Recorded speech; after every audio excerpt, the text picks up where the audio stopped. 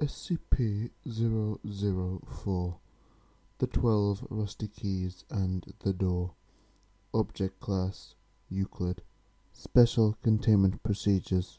When handling items SCP-004-2 through SCP-004-13, proper procedure is vital. The items are not permitted to be moved off-site unless accompanied by 2 Level 4 security personnel. Under no circumstances should any other component of SCP-004 be taken through SCP-004-1. The effects of doing so are as yet unknown, and the current cost of experimentation makes further research impractical. Should any of the objects contained within SCP-004-1 breach containment, or the facility be breached, the keys must be brought inside and the door closed prior to the activation of Site-62's on-site warhead. The unauthorized removal of keys from the testing area is grounds for immediate termination. Level 1 clearance is required for basic access to SCP-004-1. Level 4 clearance is required for use of SCP-004-2 to SCP-004-13. Description: SCP-004 consists of an old wooden barn door, SCP-004-1, and a set of 12 rusted steel keys, SCP-004-2 through SCP-004-13.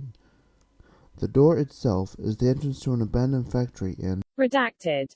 Chronological History. July 2nd, 1949. A group of 3 juveniles trespassing on federal property near Redacted. find the door. According to their testimony, they found a set of rusted keys in an iron lockbox and determined what door the keys unlock. The juveniles are taken into custody after they contact Sheriff Redacted. when one of their friends, SCP-004 Case 01, goes missing. July 3rd, 1949.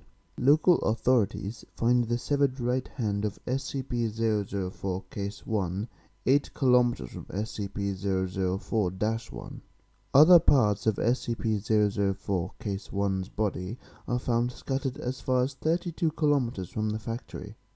Under interrogation, the apprehended juveniles tell authorities that upon opening the door with one of the keys, SCP-004 Case 1 was torn into several pieces, each of which disappeared. At this point, the SCP Foundation takes over the investigation. July 4th, 1949. SCP Agent Redacted. obtains the keys from the local authorities to begin testing. Tests show that SCP-004-2 through SCP-004-13 all fit into a single lock on the large barred door. 12 Class D personnel are assigned to test the effects of the door. Of the 12 test subjects, each carrying a different key to enter the room, only 2 survive. Opening the door with any key except SCP-004-7 or SCP-004-12 caused the test subjects to be torn apart in multiple directions. However, no dismembered parts were found until later. At the time of writing, only 2 parts of each subject have been recovered, with the exception of the subject using SCP-004- Redacted. whose pieces were scattered in close proximity. The others have, for all intents and purposes, vanished from existence. Of the 2 surviving subjects, only one, having used SCP-004-7, returned unharmed. The other came back in a near catatonic state, able only to remove himself from the room and then collapse on the floor, and had to be restrained to prevent him from gouging out his eyes. The subject using SCP-004-7 said that he had entered a large room, impossibly big for the size of the attached building. After his exit, SCP-004-1 was propped open and an armed squad of Level 3 personnel entered. The size of the room is impossible to measure, and the door frame and the individuals in the room are the only part of the room that can be felt or illuminated. July 16th, 1949. The juvenile suspects and sheriff Redacted. are terminated. August 2nd, 1949. Redacted. Is declared a hazardous area due to unexplored ordnance, and fences erected in order to prevent civilian ingress. Tests to determine safety of exposure to environment behind SCP-004-1 begin. January 12, 1950. Space-time anomalies resulting from exposure to SCP-004 are confirmed. Testing is suspended until further notice. July 2nd, 19. Redacted. The unaccounted for remains of SCP-004 Case 1 appear unexpectedly outside of SCP-004-1. Despite being killed decades before, the remains of SCP-004 Case 1 are not decomposed in any matter and are still warm to the touch. Blood remains uncoagulated. The remains are remanded for testing. July 4th, 19. Redacted. The unaccounted for remains of one of the 12 original test subjects appear in a similar manner to those of SCP-004 Case 1. The remains have been designated SCP-004 Case 2. Records suggest that both SCP-004 Case 1 and Case 2 use SCP-004-. Redacted.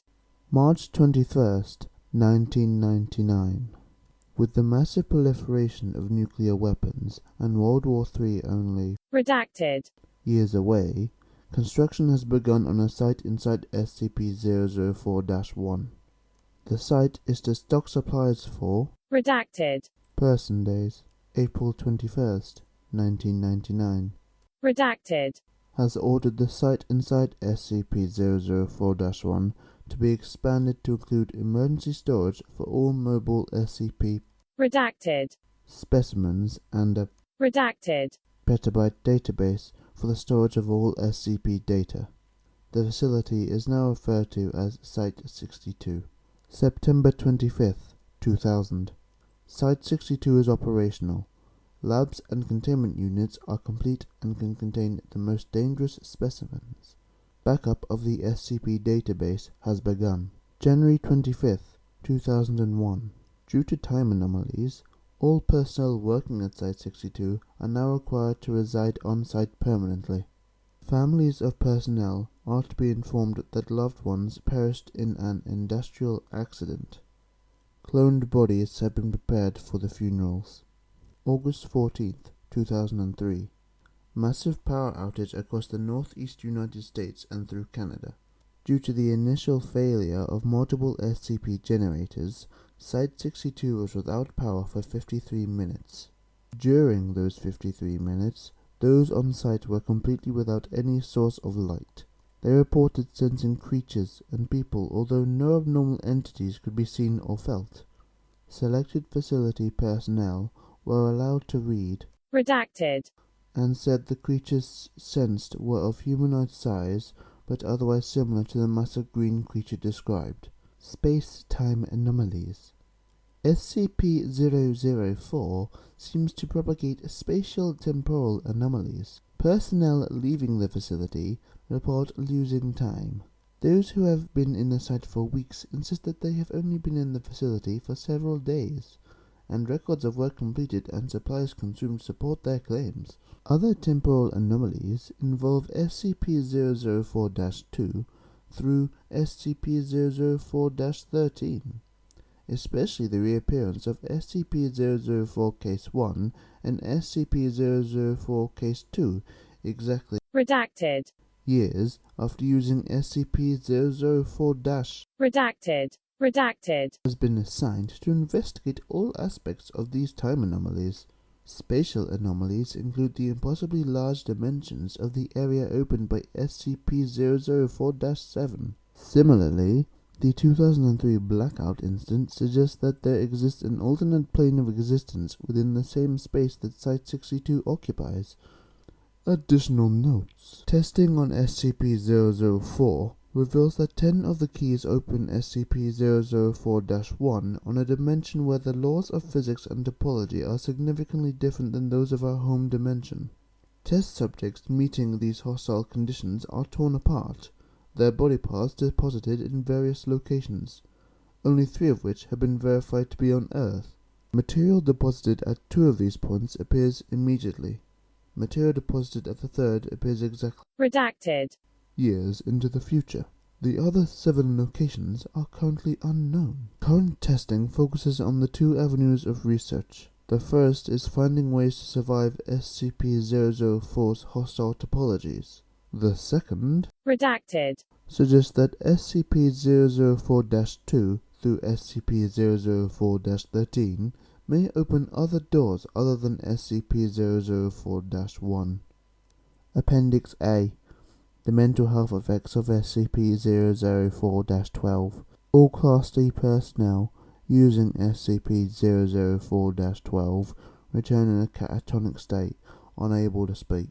Some may only have enough energy left to try and claw out their eyes. Of the 16 subjects, only 4 have survived. Only 1 has regained speech following long-term psychotherapy. He was able to tell the psychiatrist that he saw a massive green creature, so large that much of its body extended beyond his field of view.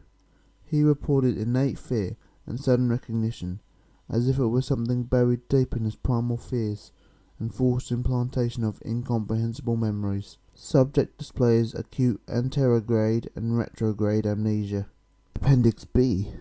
SCP-004-14.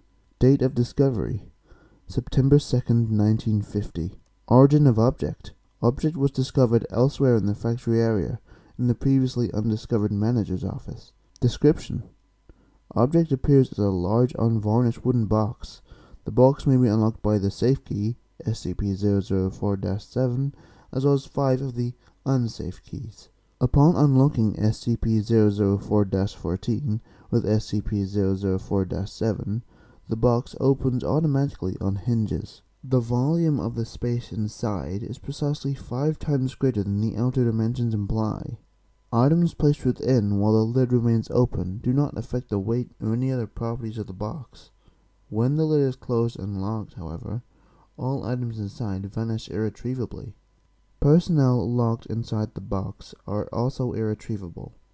Although losing personnel in this fashion appears to affect significantly the dreams experienced by redacted,